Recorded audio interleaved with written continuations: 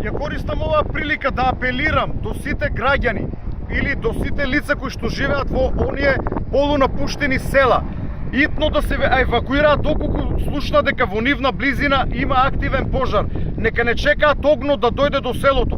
Освен доколку не е организирана одбрана на селото од страна на локалните власти, од страна на локалните пожарникари, тогаш е пожелно да помогнат во спречувањето на огнот да навлезе во селото.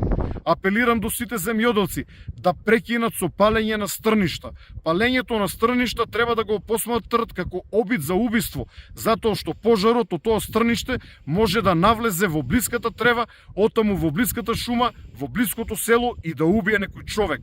Палењето на пасишта од страна на сточарите исто така треба да го посматраат како обид за убиство, бидејќи пожарот од пасиштата може да влезе во квалитетна шума и да убие некој човек.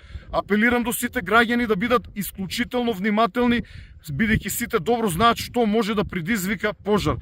Фрлање на отпушоци на отворено исто така може да предизвика голем пожар. Доколку некој забележи сомнително однесување на лица кои што се движат на отворено или во шума, истите веднаш да ги пријави на бројот 112.